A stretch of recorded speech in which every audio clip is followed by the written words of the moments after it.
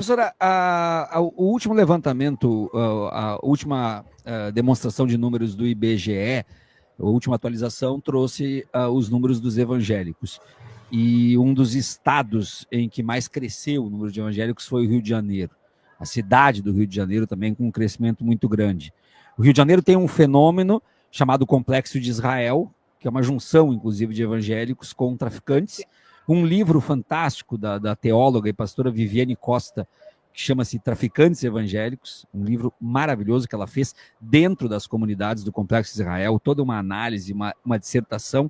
Eu quero lhe perguntar, os evangélicos são um dos pilares do bolsonarismo, mas os próprios evangélicos se incomodam quando a gente coloca tudo no mesmo saco e estão certos em se incomodar, porque não é tudo a mesma coisa, é muito plural ser evangélico no Brasil. E aí eu vou chegar na minha pergunta. Muita gente fala em todos os campos da política que é preciso ter diálogo com os evangélicos e a gente vê muito o governo claudicando em relação a isso e não encontrando exatamente a forma de fazer. No Rio de Janeiro tem esse diálogo com os evangélicos, no Rio de Janeiro tem essa possibilidade de falar com os evangélicos seguindo uma linguagem mais próxima deles. Como é que a senhora observa isso no Rio de Janeiro? Acho que na prefeitura, sim. Né? O Eduardo Paes também tem uma política de aproximação de alguns campos evangélicos e tem um bom diálogo com vários setores importantes, né, do campo evangélico. Agora, sobre essa questão mais ampla, agora sem falar do Rio de Janeiro, né, mas falando do Brasil, falando da esquerda, eu sou, sim, desse grupo que acha que a gente precisa dialogar mais com os evangélicos.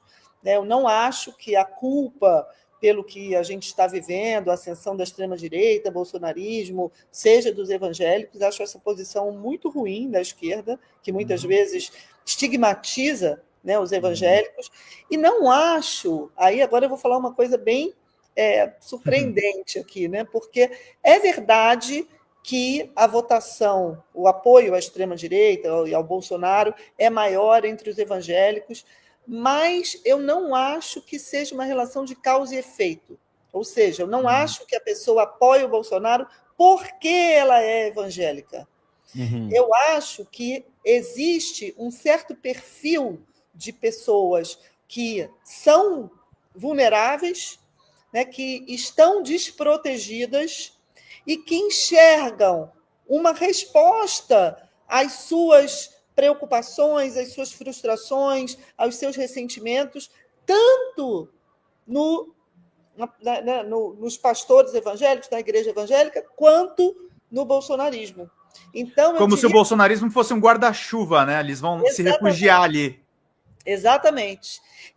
E a igreja evangélica também, porque a igreja evangélica ela traz um sentido de pertencimento, de proteção, de apoio. Então, eu acho que o que a gente tem que observar é quem são essas pessoas, né? Quem são essas pessoas que não se sentem hoje contempladas pelos projetos da esquerda, pelos políticos da esquerda, e que, portanto, se refugiam, seja em igrejas ou em políticos bolsonaristas. Né? Eu acho que essa é a pergunta que a gente tem que fazer.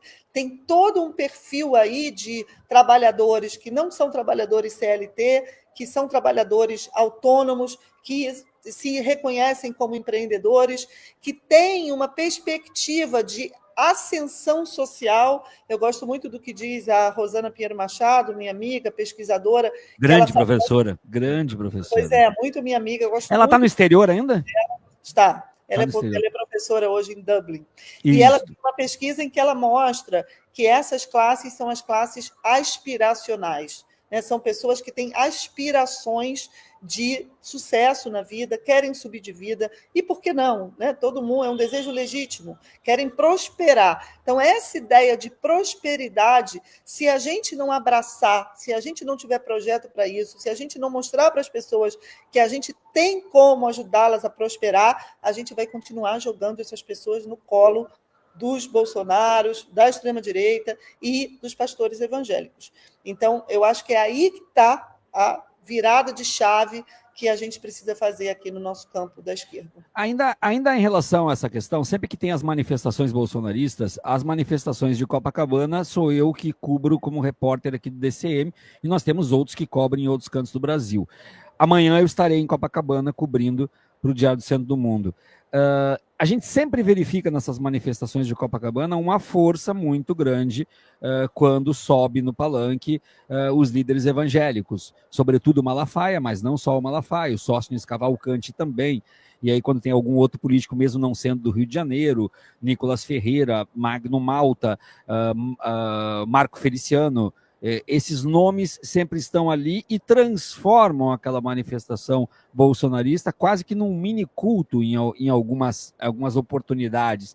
Na última, agora, eu estava lá junto com o professor João César de Castro Rocha, estivemos juntos lá acompanhando, e foi muito claro isso. Inclusive, teve algo que me chamou muita atenção, teve gente mais empolgada quando o Malafaia estava falando do que quando passou o bastão para o Bolsonaro falar, e teve gente que foi embora, inclusive, porque estava ali para ouvir o Malafaia.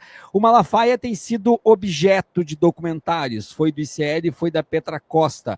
O Malafaia é, sem sombra de dúvidas, um nome importante no Rio de Janeiro, por sua igreja central ser na Vila da Penha, e é um nome a ser cuidado, observado, ou não precisa dar tanto atenção assim? A senhora acha que está certo em focar no Malafaia? Eu acho que, sem dúvida, o Malafaia é uma pessoa importante, é um nome importante desse campo, principalmente da relação que ele tem, pela relação que ele tem com o Bolsonaro. Isso fica muito evidente no filme da Petra Costa, né, o Apocalipse nos Trópicos. Agora, eu acho que a gente não deve olhar para esse papel do Malafaia como sendo o representante do campo evangélico. Existem muitas outras vertentes, outros pastores, outras lideranças que não têm a mesma posição do Malafaia e que são igualmente importantes. Então, o fato de se dar, né, um certo palanque para o Malafaia não quer dizer que outras lideranças evangélicas não sejam tão importantes quanto. Eu tenho, né, aqui muitos parceiros, né, pessoas evangélicas com quem eu converso, tenho em particular aqui no PSB o Wesley Teixeira, que é um grande parceiro, que foi candidato a prefeito de Caxias e que é evangélico, e ele cita uma série de pastores aqui no Rio de Janeiro, né, não são necessariamente de esquerda, mas são pastores que, por exemplo, não gostam da politização das igrejas. Essa é uma posição que tem aumentado, né, pelo que eu ouço dos depoimentos aqui. Pastores que se opõem a essa politização da fé, por exemplo. Né? Então, eu acho que o Malafaia é importante, mas ele não é o grande representante do campo evangélico. Ele talvez seja, sim, um dos principais representantes do evangélico bolsonarista, né? Explicitamente bolsonarista e que politiza a fé. Eu quero aproveitar aqui para mostrar o livro que eu recomendei. Está aqui o Traficantes Evangélicos, da Viviane Costa. Quem são e a quem servem os novos bandidos de Deus. Esse livro é maravilhoso para entender o complexo de Israel, gente, tá?